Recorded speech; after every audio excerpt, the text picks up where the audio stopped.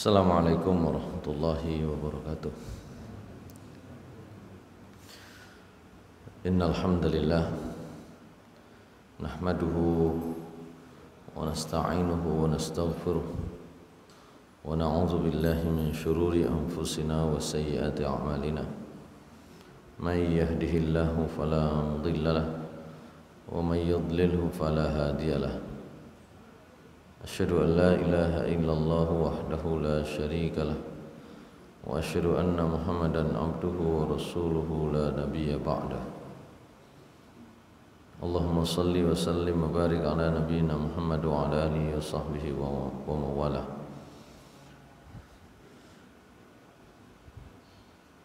Amma ba'du, fa ya ibadallah usini wa iyyakum bi taqwallah faqad fazal muttaqun. Liqaulihi ta'ala fi kitabihil karim, a'udzu billahi minasyaitonir rajim, bismillahirrahmanirrahim. Ya ayyuhalladzina amanu taqullaha haqqa tuqatih wa la tamutunna illa wa antum muslimun. Shadaqallahul azim. Ma'asyiral muslimin rahimakumullah. Kita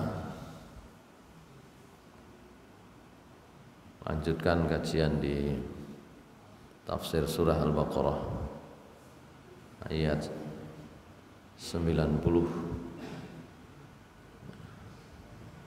Sebelumnya kita sudah membahas ayat 89 yang intinya Allah Subhanahu wa taala menginformasikan kepada kita bahwa orang-orang Yahudi Madinah khususnya itu sebelum kedatangan Rasulullah SAW berharap bahwa Rasul terakhir itu akan segera diutus. Dengan itu mereka bisa menjadikan Rasul itu pemimpin mereka menghadapi orang-orang kafir. Jadi orang Yahudi itu juga berdakwah pada orang-orang musyrik di Madinah, pada orang-orang yang dianggap menyekutukan Allah. Nah, mereka berharap Rasul yang dijanjikan itu hadir, dan karena itu mereka akan bisa memenangkan persaingan menghadapi orang kafir dengan Rasul tersebut. Maka ketika Rasul itu diutus, Al-Quran diturunkan, rupanya mereka orang-orang Yahudi ini tidak memenuhi apa yang selama ini mereka doakan, mereka minta kepada Allah. Ada beberapa alasan yang disampaikan terkait dengan alasan penolakan mereka. Mengapa mereka berharap Rasul itu datang, kok kemudian setelah kedatangannya kok justru mereka tidak mengimaninya.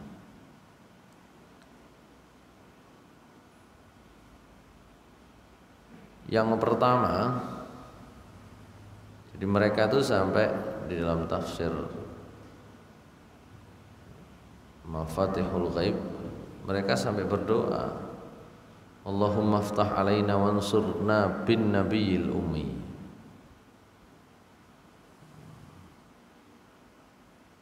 Jadi mereka memohon kepada Allah untuk bisa menang dengan nabi yang mereka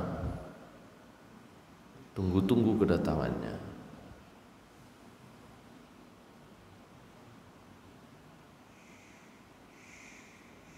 Tapi kemudian mereka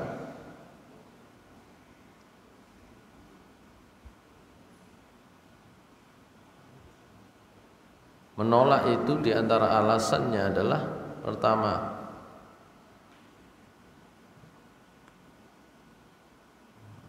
kan mengatakan, walamma ja'ahum ma'arafu kafaru bih. Ketika sudah datang nabi yang sesungguhnya mereka kenal, kafaru bihi, mereka justru kufur kepada nabi tersebut. Di dalam surah Al-Baqarah di awal juz kedua, Allah Subhanahu wa taala juga begitu menyampaikan, allazina atainahumul kitaba ya'rifunahu kama ya'rifuna abna'ahum. Jadi mereka itu mengenali kedatangan Nabi Muhammad SAW, mengenali datangnya Nabi dengan membawa Al-Quran, itu seperti mereka mengenali anak mereka sendiri. Karena memang setiap diturunkan Nabi, kemudian akan diturunkan Nabi berikutnya, Allah tuh memberikan informasi yang akurat. Sehingga misalnya ketika Rasulullah SAW diajak paman beliau untuk berdagang ke Syam, ketemu dengan pendeta Buhairah, itu juga mereka, pendeta ini sudah mengetahui ya, bahwa pada diri Nabi itu ada tanda-tanda nubuah, pada diri Muhammad kecil pada waktu itu ada tanda-tanda nubuah, kenabian.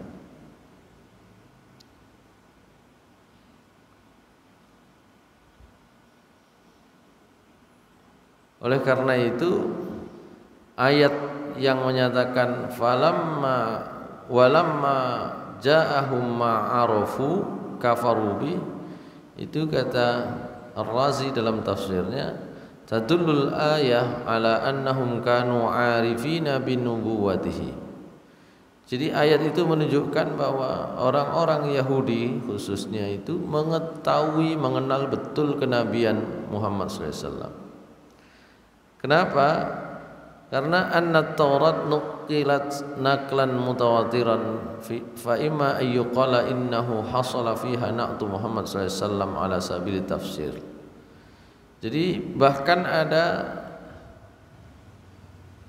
yang menyebut informasi yang diberikan di dalam Taurat itu menyebut secara rinci, secara tafsil tentang sifat-sifat Muhammad sallallahu alaihi wasallam.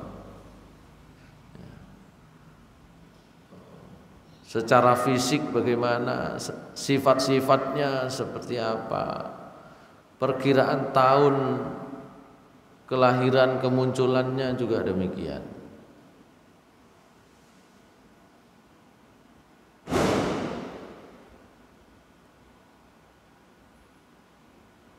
Tapi kenapa kemudian mereka kufur? Ya. Karena yazunnuna annal mab'us yakunu min bani Israel. Ini yang pendapat yang paling kuat. Mereka itu mengira yang akan diutus oleh Allah itu adalah dari kalangan Bani Israel. Ini secara ya dari sudut pandang sosiologi itu mungkin sekali terjadi demikian. Kalau di dalam sebuah komunitas itu lahir banyak kiai, maka kelahiran kiai berikutnya yang nanti akan menggantikan posisi kiai-kiai sebelumnya dari keturunan yang sama, itu memang sangat diharapkan. Loh kok kemudian yang lahir itu sing dadi kiai ku gak jelas iki ibune biyen niku sapa, bapakne iku tahu dadi kiai atau enggak. Maka kemudian itu menjadi alasan untuk menolak. Ya, sampean ikuti deh di media sosial, media YouTube itu. Ada memang beberapa kiai muda yang muncul dan dari sisi keilmuan memang hebat. Ya. Kemudian karena sebagian yang disampaikan itu kurang berkenan, meskipun itu dengan didukung dengan keilmuan yang mumpuni.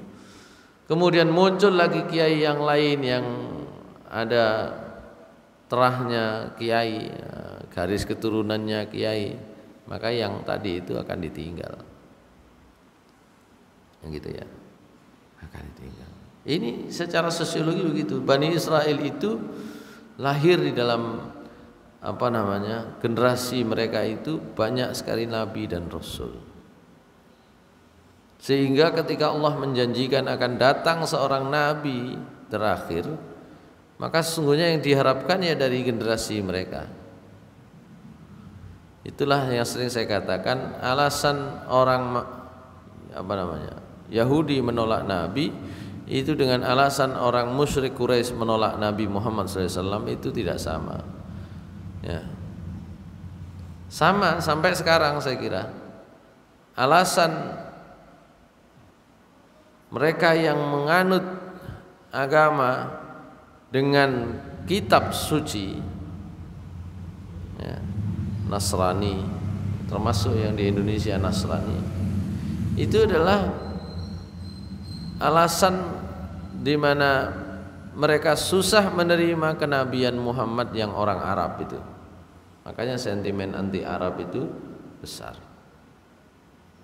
Ya. Nabi-nabi yang dikenal selama ini memang bukan Arab. Ya, bukan Arab, tidak ada yang Arab.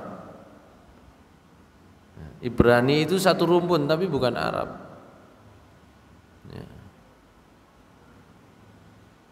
Dari Bani Israel itu lahir dua anak. Bani itu keturunan, Israel itu Israel, Nabi Yakub. Dari keturunan Nabi Yakub ini ada dua orang anak yang melahirkan banyak nabi dan rasul, serta banyak raja-raja. Itu yang disebut di dalam tafsir Al-Qurtubi insyaallah terkait dengan tafsir surah Al-Baqarah ayat 147 mungkin ya. 147. Nah, saya buka ya. 147.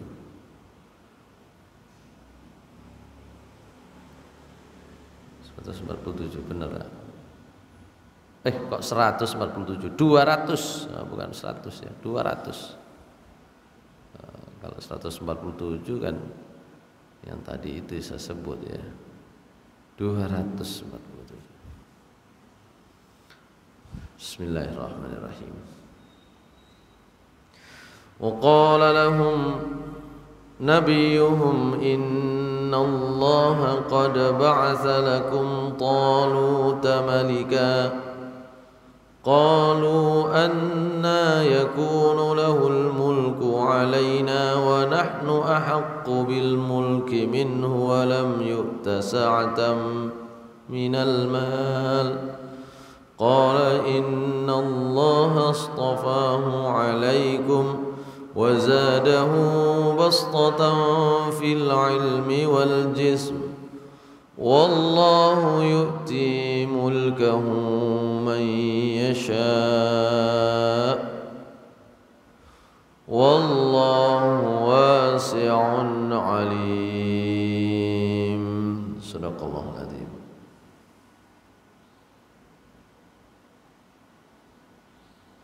Wa qala lahum nabiyuhum innallaha qad ba'atsa lakum taluta malika. Nabi mereka itu berkata kepada Bani Israel. Ini ayat sebelumnya Allah menyampaikan alam tara ilal mala'i min Bani Israil min ba'di Musa. Jadi ini situasinya setelah masa Nabi Musa. Orang Bani Israel itu menjadi bangsa yang tertindas setelah masa Nabi Musa. Mana masa Nabi Musa mereka tertindas di bawah kekuasaan Fir'aun, menjadi bangsa budak, dipekerjakan oleh Fir'aun untuk membangun piramid, dipaksa sedemikian rupa. Kalau orang sini mengatakan barangkali kerja rodi gitu. Kemudian dibebaskan keadaan mereka itu dengan kedatangan Nabi Musa. Nah setelah itu mereka mendapatkan banyak ujian dari Allah karena sudah mengambil perjanjian. Makanya kalau sudah menyatakan diri beriman itu sebenarnya perjanjiannya berat. Sekaruan keiman sekalian, hidup itu akan dibuat di skenario aman oleh Allah Subhanahu wa taala. Kalau untuk orang beriman maka akan banyak ujian. Ya. Begitu pula Bani Israel sudah menyatakan beriman kepada Allah, banyak ujian yang diberikan kepada mereka dan mereka tidak sanggup menghadapinya. Ketika demikian, maka Allah akan berikan kemungkinan kepada musuh-musuh mereka untuk menguasai mereka. Makanya beberapa waktu yang lalu saya sampaikan peringatan Rasulullah SAW. Ada 5 perkara itu ya. Khamsu khisalin inibtulitum bihinna wa nazalna bikum fa'udzu billahi an tudrikumuhunna. Itu di dalam hadis yang diriwayatkan oleh Imam At-Tabrani dan oleh Imam Al-Baihaqi. Ada 5 perkara kata Rasulullah, jika kalian diuji dengan 5 perkara ini, kalian menghadapi 5 perkara ini, saya betul-betul berlindung kepada Allah. Kata Nabi Muhammad SAW, saya berlindung kepada Allah, sebenarnya jangan sampai kalian ketemu. Jadi itu perkara yang berat. Nah, salah satunya terkait dengan apa yang saya bicarakan tadi, terkait dengan surat Al-Baqarah ayat 247 ini. Bani Israel menjadi bangsa yang terjajah. Nah, ini juga kita juga kalau mau mengevaluasi diri, kalau merasa terjajah secara ekonomi, terjajah secara politik, maka pelajaran tentang Bani Israel ini dan apa yang disampaikan oleh Rasulullah SAW itu saya kira menjadi peringatan penting. Ya. Kata Rasulullah SAW, lam tazharil fahishatu fi qaumin qattu hatta yu'linu biha illa fasha fihimut ta'un wal auja. Tidak pernah kok kemudian ada perbuatan fahisyah, perbuatan zina. Kalau sekarang saya ngartikannya itu ada konten porno kok kemudian itu tersebar luas, bahkan kemudian diiklankan ya. Konten porno itu diiklankan, iklannya gratis sampai nggak pakai sengaja, buka-buka aja. Buka HP, buka Android, buka aplikasi, otomatis tuh konten pornonya keluar. Illa fasya fihi mutta'un wal auja, kecuali kemudian Allah izinkan namanya taun. Sampai ngomong kan balak-balik pandemi. Ya. Allah izinkan pandemi taun itu tersebar luas. Ya. Kadang-kadang memang kalau dipikir-pikir apa hubungan nih taun pandemi dengan orang buka konten porno? Enggak ada hubungannya, karena kita menggunakan pendekatan empiris. Empiris ini apa? Pendekatan mata. Kan enggak ada hubungannya. Tapi kalau mau menggunakan pendekatan hati, kalau apa yang disampaikan oleh Allah dan Rasulnya itu diyakini kebenarannya, jelas hubungannya. Nah, sekarang jembatan antara pendekatan empiris dengan pendekatan hati itu adalah pendekatan akal. Akal itu sekarang sedang melakukan penelitian, serangkaian penelitian. Dan ini tidak selalu kok kemudian berhasil dalam waktu yang singkat.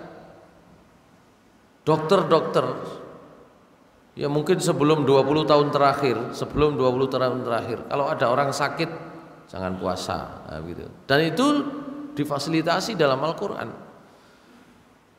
Wa man kana minkum maridun aw ala safarin fa iddatun min ayyamin ukhra. Sapa sing sakit, sapa sing dalam bepergian, silakan tidak puasa, nanti mengganti di waktu yang lain. Tapi di ujung ayat itu Allah mengatakan,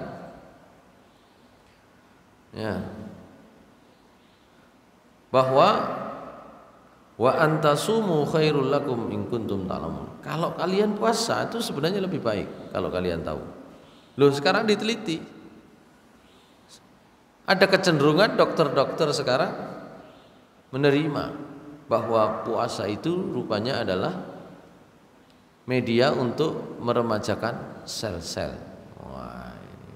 Dokter catur kan materinya belakangan ini. Ya, kalau broadcast sampean bilang itu namanya ketemu judulnya autopagi ya begitu.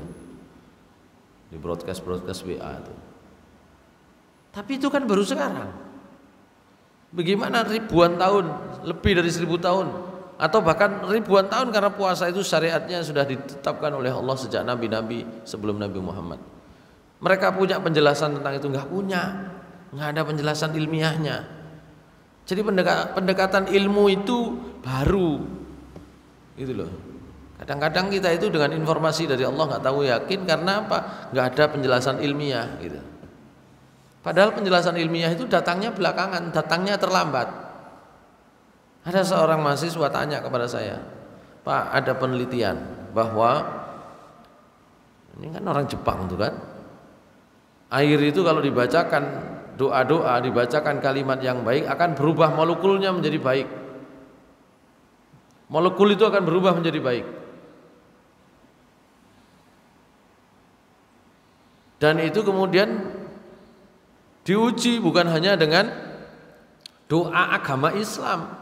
Pokoknya omongan baik itu jadi baik. Jadi yang terpenting adalah ngomong yang baik, ngomong yang positif. Itu akan merubah molekul, merubah juga susunan dalam diri manusia itu menjadi baik semua. Jangan sampai ngomong yang tidak baik. Dan itu akhirnya menjadi ilmu yang dipraktekkan di dunia motivasi. Nah, kalau para motivator kan begitu, ngomong positif, bicara yang positif, semangat yang positif gitu. Supaya apa? Supaya apa yang ada dalam diri kita dan sekitar kita itu menjadi positif. Terus opo mas? Kenapa mas? Lah kalau begitu kan nggak perlu berdoa pak. Ya cukup ngomong bagus saja, ngapain perlu berdoa? Mahasiswa ya. Terus saya tanya itu tadi, lah sebelum Anda tahu ini ribuan tahun orang mempraktekkan berdoa, dengan itu mereka dapatnya pengetahuan dari mana? Nggak ada, pendekatannya pendekatan hati. Informasinya kalau dari Allah Subhanahu wa taala, dari Rasulullah SAW, itu mestinya jauh lebih akurat dari ilmu pengetahuan. Hanya saja manusia yang belum bisa menerima. Manusia itu kadang-kadang pikirannya itu didahulukan daripada apa yang disampaikan oleh Rasulullah SAW. Bahaya. Ya ayyuhalladzina amanu la tuqaddimu baina yaday Allahi wa rasulihi wattaqullah. Kan begitu. Wahai orang-orang yang beriman, ojo kemajon kalau berhadapan dengan Allah dan Rasulnya. Seakan-akan ini lebih hebat. Oh no. Apa yang diajarkan oleh Allah dan Rasulnya bukan berarti mengecilkan pengetahuan kita, tidak. Kalau kontradiksi antara pengetahuan dengan wahyu, pengetahuan dengan apa yang disampaikan oleh Rasulullah SAW, maka harusnya ditimbang betul itu mana yang didahulukan gitu ya. Harus ditimbang betul. Karena ilmu Allah Subhanahu wa taala itu baik di dalam ayat-ayatnya maupun di dalam alam semesta itu tidak mungkin saling bertentangan. Kalau kelihatan bertentangan, itu manusianya saja yang belum bisa memahami. 1400 tahun yang lalu Rasulullah SAW ketika menyatakan baru Isra Mi'raj, ditertawain orang, dikira orang gila. Mosok iso sak banter-bantere kuda, masa bisa nganter semalam ke Palestina balik lagi? Jangan ngomong Mi'raj, ngomong ke Palestinanya saja udah nggak mungkin. Tapi Allah Subhanahu wa taala sudah siapkan skenario yang waktu itu tidak bisa mereka tolak secara empirik. Jadi Rasulullah SAW ketika Isra Mi'raj itu sekaligus juga Beliau ditemani oleh Jibril dan Buraq gitu ya. Naik Buraq itu, saya sering katakan kilat itu. Beliau juga diberi pengalaman langsung yang nanti menjadi bukti. Pengalaman langsungnya apa? Beliau masuk di satu kampung, beliau melewati satu kampung di mana kampung itu terkena angin ribut gitu ya. Angin puting beliung. Jadi mereka itu lari kocar-kacir. Beliau lewat di satu kampung lagi. Kampung itu punya tandon air. Tandon airnya itu kalau malam selalu dipenuhi untuk kebutuhan besok. Nah, Nabi diampirkan di tandon air itu diminta minum. Dibuka, nggak ada yang tahu otomatis. Dibuka tandon airnya diminum oleh Rasulullah SAW. Diambil agak banyak, ditutup lagi, kemudian beliau meneruskan perjalanan. Sampai juga diberi gambaran tentang bagaimana, bukan diberi gambaran, sampai kemudian Nabi juga mengetahui betul seluk-beluk Masjid Al-Aqsa di Palestina, Masjidil Aqsa di Palestina. Setelah pulang kan ditanya, apa buktinya? Dari sisi waktu yang ditempuh, nggak mungkin. Nah, buktinya itu tadi disampaikan semua tentang ciri-ciri Masjidil Aqsa, tentang kampung yang begitu, tentang kampung yang kena angin puting beliung, disampaikan semua. Dan kemudian terkonfirmasi pada saat itu, karena kita itu kan sering percayanya kan kalau melihat langsung gitu. Akhirnya terkonfirmasi. Jadi penduduk kampung yang dilewati oleh Rasulullah itu kebetulan berkesempatan ketemu dengan orang-orang Quraisy. Ya kan, Quraisy itu kan tempatnya berdagang. Kalau bahasa sekarang Quraisy itu ya seperti mall lah, seperti pasar lah, seperti daerah perkotaan di mana orang itu biasa bertransaksi bisnis di situ. Sehingga penduduk kampung itu datang, bener nggak itu kemarin tuh beberapa waktu yang lalu kamu mengalami begini. Wah betul. Yang kampung satu lagi begitu. Sampean dari kampung mana? Dari kampung sini. Betul nggak bahwa kalian punya tandon air kemudian begini? Oh iya. Gitu. Kalau umpama informasinya itu hanya sekedar dari Palestina, dari Masjidil Aqsa, apalagi Mi'raj, tanpa disertai bukti-bukti begitu, itu nggak pernah percaya. Kenapa? Karena orang hanya percaya apa yang dilihat, gitu. Dengan informasi Rasulullah. Meskipun orang zaman sekarang ke Palestina itu harusnya jauh lebih percaya. Jarak 1 bulan perjalanan itu kalau sekarang itu sini Jakarta, kalau sekarang kalau pakai kuda misalnya, sekarang 1 jam itu selesai kok. Orang sudah percaya sekarang. Karena ilmu manusia itu baru ditemukan sekarang. Jadi seringkali kontradiksi itu begitu. Baik, saya katakan demikian karena pengalaman-pengalaman yang dihadapi oleh umat-umat terdahulu itu seharusnya menjadi contoh bagi kita. Kalau sudah menyatakan diri percaya kepada Allah dan Rasulnya, ada konsekuensi perjanjian dengan Allah dan Rasulnya. Kalau kita mengingkari itu, nanti akan datang waktunya Allah akan memberikan bala. Kata Rasulullah SAW, tidak ada satu perbuatan itu tadi, perbuatan apa itu tadi, fahisyah itu kok tersebar luas kecuali ta'un tersebar luas. Kemudian yang kedua apa itu? Jadi ta'un ini jangan diharap, jangan dipikirnya oh ini apa namanya, laboratorium di Wuhan, Cina bocor, ada yang membocorkan, ada yang sabotase, ada yang begini. Itu kalau nggak diizinkan oleh Allah tersebar luas ya enggak.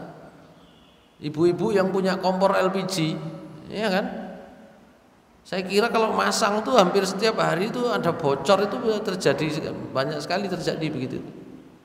Cuma pertanyaannya dari sekian ribu rumah tangga yang ketika masang LPG ada kebocoran, mana yang terbakar hebat, mana yang hanya nggak sampai terbakar, itu kan izin Allah semua. gitu loh. Atas izin Allah saja. Manusia ini dalam menghadapi hidup banyak sekali kekurangannya. Kalau Allah Subhanahu wa taala mengizinkan semua kekurangan manusia itu kemudian terekspos, kemudian menjadi sebab celakanya manusia, ya habis semua manusia itu. Seakan-akan ini. Yang terakhir kan kemarin 5 juta orang India itu ya. Ya apa? Ketika saya melihat itu bukan 5 jutanya sebenarnya. Ya karena telanjangnya itu. Mohon maaf ya. Dalam bahasa agama itu dia. Telanjangnya itu. Sampai sekarang saya masih ingin menyampaikan bagaimana ada nggak yang mau riset tuh masjid mana yang kemudian menjadi pusat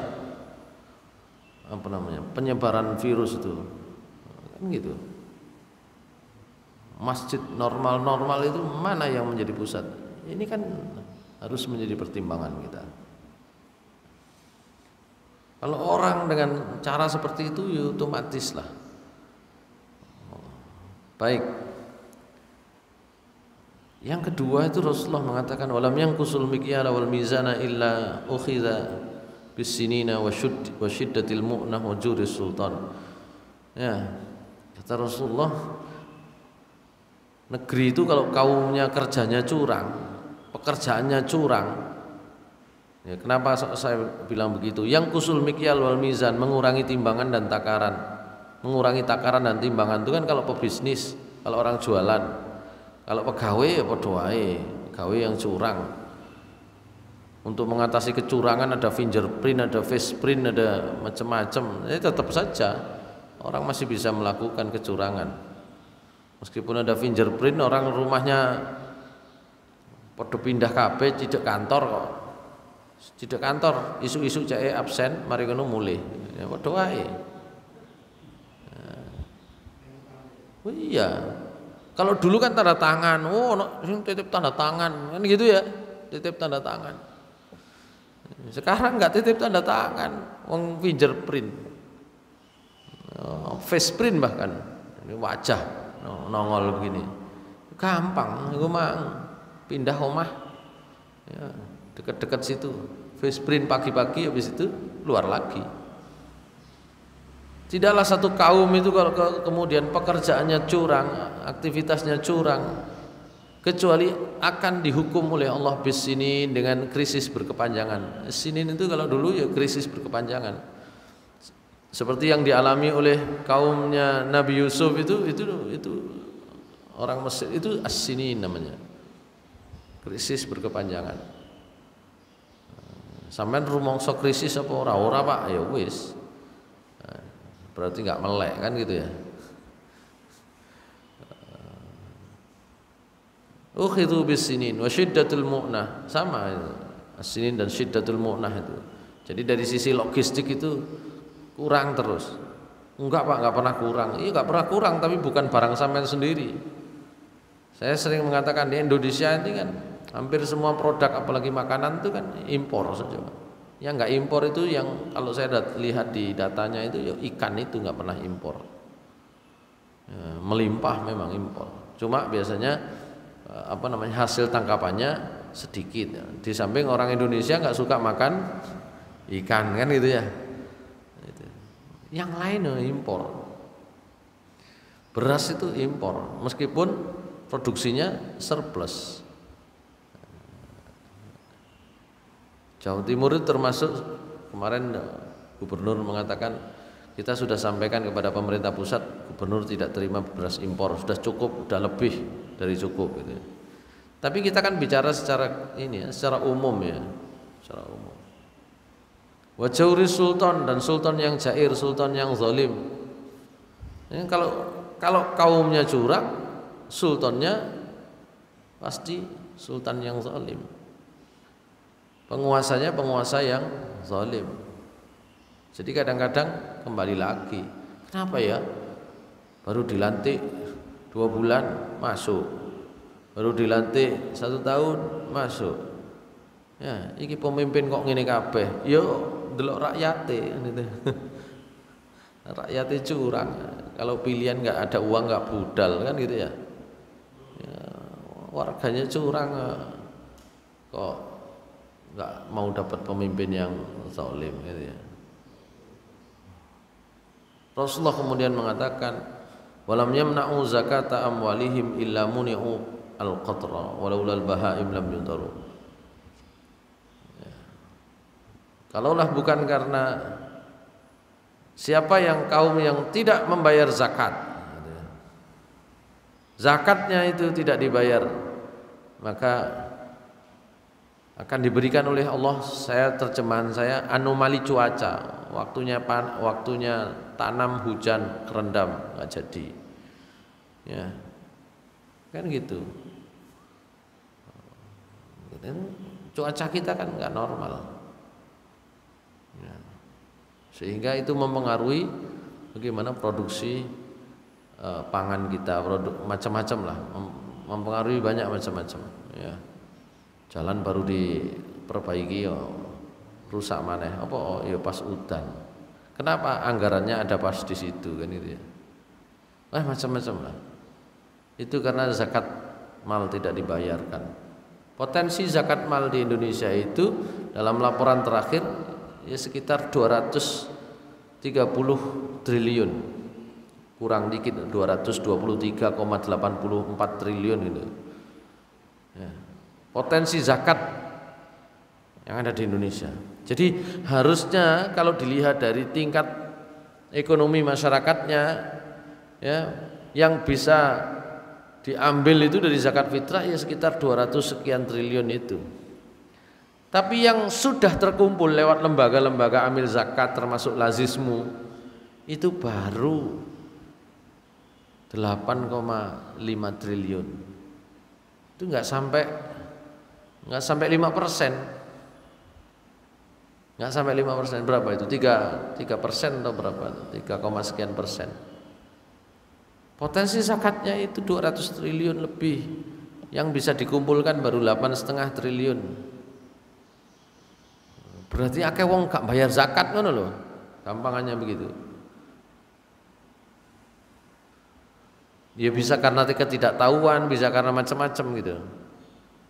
Yang keempat kata Rasulullah SAW, walam yanqudu ahdallahi wa ahda rasulihi, ini yang saya sebut tadi itu, illa sullita alaihim aduwwum min ghairihim, ya, wa akhadhu ma fi aidihim. Ini tadi, siapa yang tidak memenuhi janji kepada Allah dan Rasulnya, maka kaum itu akan memperoleh keadaan dijajah oleh musuh-musuh mereka. Ini yang saya tadi sebut.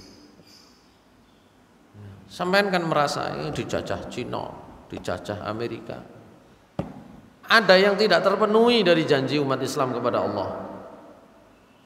Seperti Bani Israel dalam ayat ini, dalam ayat 247 itu. Mereka menjadi bangsa terjajah, dijajah oleh Raja Jalut. Kenapa? Karena itu tadi. Saya tadi sebenarnya mau membahas tentang keturunan Bani Israel itu.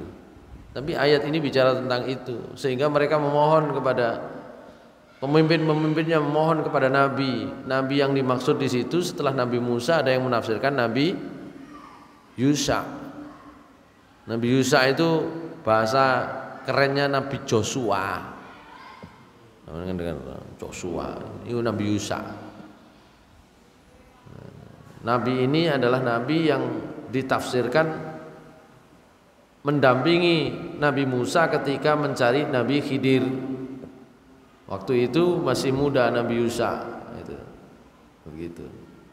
Mereka minta Nabi, mohonlah kepada Allah supaya pilih kepada kita itu satu ketua, satu raja, satu pemimpin yang melawan Raja Jalut, supaya kita tidak tertindas terus.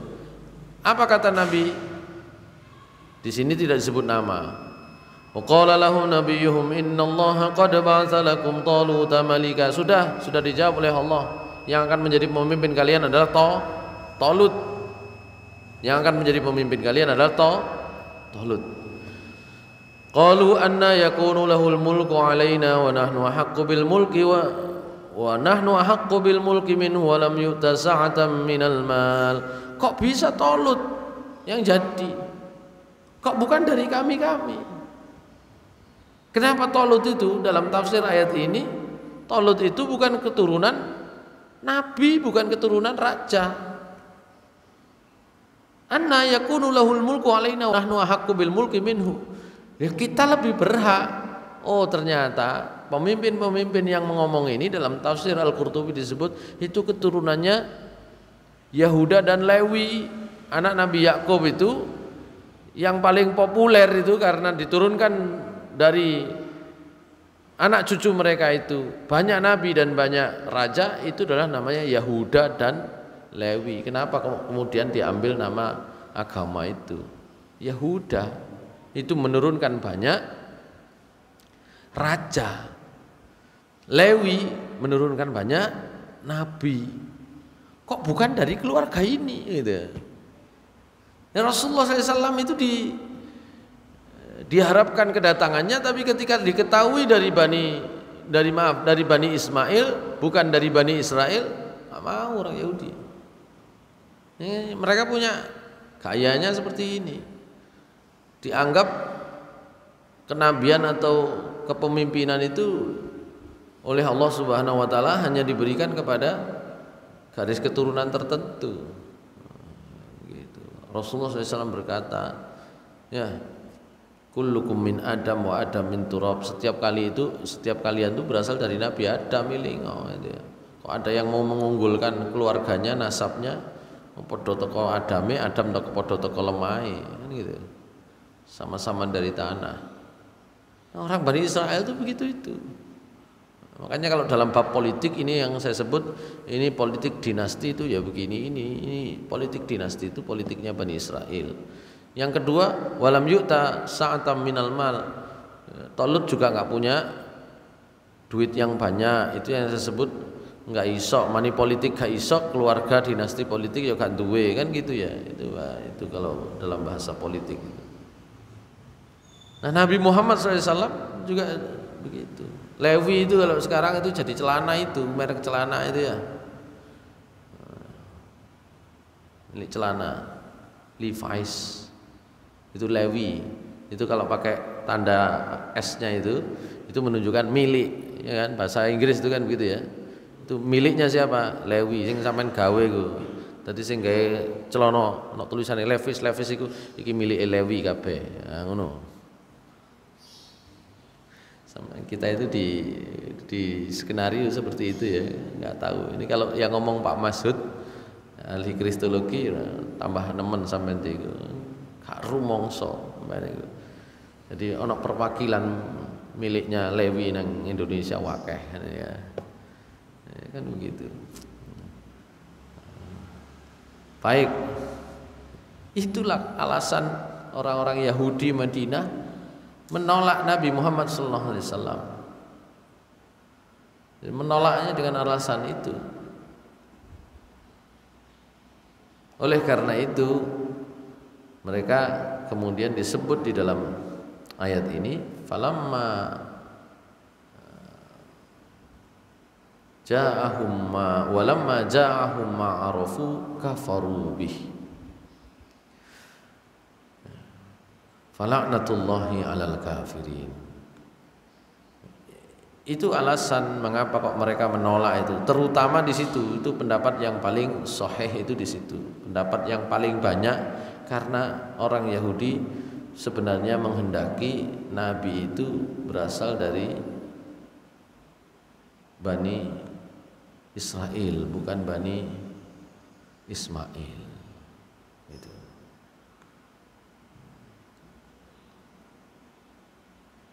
Hadirin sekalian dimuliakan Allah Subhanahu wa taala.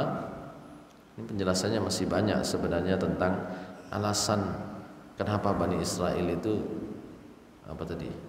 Tidak mau menerima itu. Wa kanu yurghibuna an-nasa fi dinihi wa yad'uhum ilaihi falamma ba'atsallahu ta'ala Muhammadan minal Arab min nasli Ismail Shalawatullah alaih azama dzalika alaihim. Jadi ketika tahu bahwa yang diutus adalah Muhammad, itu Bani Ismail, itu menjadi perkara besar bagi mereka. Wah, problem ini.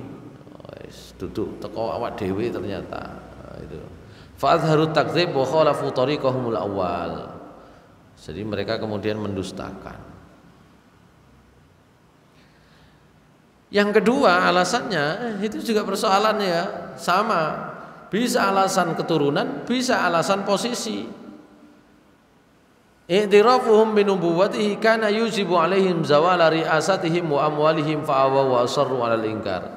Kalau mereka menerima kenabian Muhammad, itu kepemimpinan mereka, ya, kekuasaan mereka, harta mereka akan geser. Karena kalau menggunakan teorinya orang-orang kiri, kekuasaan itu identik dengan harta, ya. Orang yang menguasai harta menguasai politik. Orang yang menguasai politik, ya mereka mendapatkan status sosial yang tinggi. Gitu. Karena itu maka mereka berpikir ini harus disamaratakan, kan gitu ya. Tapi akhirnya yang merasakan siapa? Ya militernya, pemimpinnya, ya podo ae. Itu kan teori kiri kan mau sama rata sama rasa, ya. Yang sama rata sama rasa rakyat, pemimpinnya ya enggak. Di negara-negara berhaluan kiri pasti otoriter, pasti. Kenapa? Karena memaksakan sama rata sama rasa untuk rakyat. Kalau melawan sikat, kan gitu ya. Baik. Jadi mereka khawatir, bukan kira-kira. Jelas Rasulullah ketika sampai ke Madinah itu bikin pasar sendiri, pasarnya orang Yahudi sepi.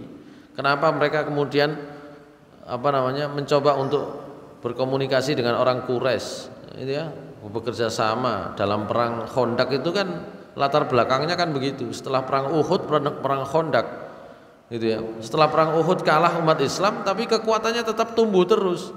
Lah itu orang Yahudi. Makanya sekarang sampean coba bikin di Indonesia nih ya. Kekuatan ekonomi ada di tangan orang non muslim semua sekarang. Sampean coba bikin gerai-gerai, toko-toko, ya, apapun lah namanya, termasuk yang di ini Pak Masum itu ya. Aplikasi-aplikasi begitu, itu besar dikit disikat gitu, besar dikit disikat, itu caranya begitu. Nggak mau mereka, itu otomatis tuh. Saya Pak Jainul Muslimin itu kan bisnisnya ayam. Ketika sudah mau besar gitu, dibiarkan agak besar dikit, setelah betul-betul mengancam, dijatuhkan harga ayam itu ya. Perusahaan-perusahaan besar yang punya ini langsung sekongkol ya, sepakat itu. Jatuhkan harga ayam, habis itu. Begitu. Pernah dulu dengar ini ya, satu produk mie ya. Satu produk mie pakai nama Arab ya. Salami, nah gitu ya. Wah, itu sempat naik tuh. Ketika sudah dianggap mengancam, harganya dihabisi, ya, gitu ya. Mereka jual rugi besar-besaran, tidak ada masalah. Gitu, umat Islam baru punya. Kalau sekedar kecil-kecilan, toko kelontong, biasa, nggak apa-apa. Produksi kecil-kecilan biarkan. Mau besar dikit, habis. Orang Yahudi juga begitu, mereka terancam dengan posisi Nabi. Berusaha bagaimana itu. Tapi memang ada komitmen dari para sahabat, ya. Pasarnya mereka ini sendiri kan gitu. Kita dengar ya kisah populer sahabat Utsman bin Affan beli sumurnya orang Yahudi itu ya. Nah, gitu. Begitu ya caranya. Nggak ada yang korban kayak gitu, nggak bisa. Sumurnya orang Yahudi dibeli, nggak mau gitu ya. Nggak mau. Karena orang Yahudi dapatnya bisnis sumur itu sudah begini saja diatur. Ya, saya beli dengan harga mahal. Nah, saya dapat cuma 1 hari, nanti gantian kamu 1 hari. Wah ya, oke. Tapi dia kalah pinter sama Utsman bin Affan kan gitu ya. Satu hari ketika orang Yahudi itu waktunya menguasai air, nggak ada orang beli, nggak usah beli. Nah, besoknya orang suruh ambil gratis ya gitu. Habis itu orang Yahudi itu. Kita dengar populer tuh. Nah, kita kan belum ketemu ya pengusaha-pengusaha yang menggratis-gratiskan untuk orang ini. Yang kemudian dengan itu gerai-gerai orang-orang yang memusuhi Islam itu habis. Enggak. Hanya insidentil saja dulu ya.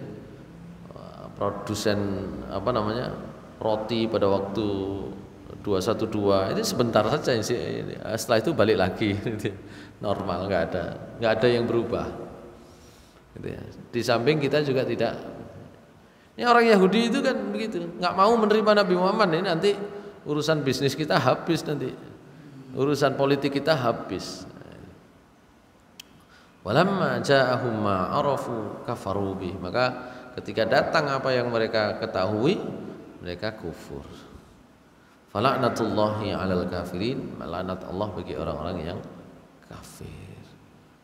Oleh karena itu Allah menyatakan di ayat selanjutnya, bi'sa mashtaru bihi anfusahum ay yakfuru bima anzalallahu baghyan ay yunazzilallahu min fadlihi 'ala man yasha'u min ibadihi faba'u bighadabin 'ala ghadab walil kafirina 'adzabun muhin. Bi'sa, alangkah buruk, alangkah jeleknya cara mereka berbisnis untuk diri mereka sendiri. Kenapa?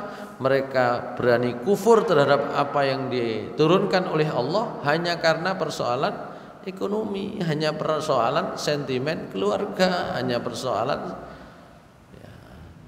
Jadi Allah sedang mengingatkan kita sebenarnya, mau dipilih Nabi itu dari mana saja kan terserah Allah. Ini dalam ayat ini. Kok sampean mau ngatur-ngatur? Nabi harus dari kalangan kalian. Kurang lebih begitu Allah itu mau menurunkan rahmatnya kepada siapa saja, nggak usah iri gitu.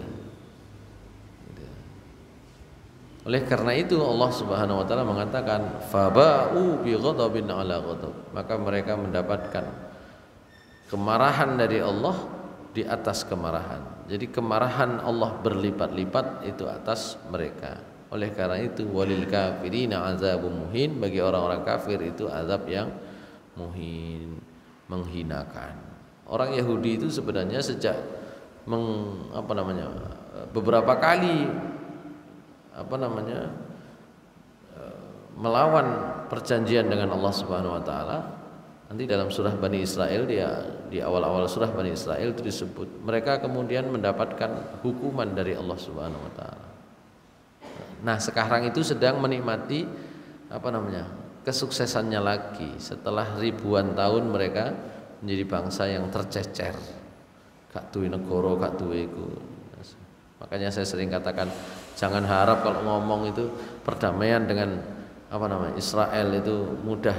Enggak, mereka enggak mau damai. Mereka itu maunya menghabisi semua tanah Palestina. Enggak mungkin damai. Karena mereka lebih dari 1.500 tahun mereka sudah terlunta-lunta gitu ya. Baik hadirin sekalian, saya kira itu juga menjadi pelajaran bagi kita semua. Apa yang dialami oleh Bani Israel itu adalah mengingkari apa yang sudah didapatkan dari Allah Subhanahu wa taala, nikmatan dari Allah Subhanahu wa taala. Nah, kita itu juga demikian, diharapkan apa saja karunia dari Allah ya itu kita gunakan sebaik-baiknya. Karena itu Allah mengatakan walau taba'al haqqu ahwa'ahum, kalau benar itu mengikuti keinginannya manusia, rusak. Manusia yang harus ikut kebenaran dari Allah. Jangan Allah yang dipaksa memaksa kehendak kita. Gitu ya.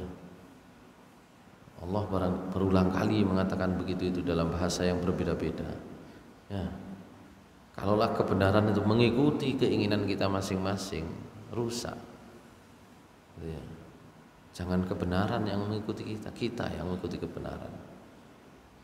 Nah, ini bisa banyak masalahnya, ya, termasuk dalam masalah pandemi ini. Ya, saya kira begitulah yang bisa kita bahas pada pagi hari ini. Aku qouli hadza astaghfirullah li wa lakum innahu ghafurur rahim. Assalamualaikum warahmatullahi wabarakatuh.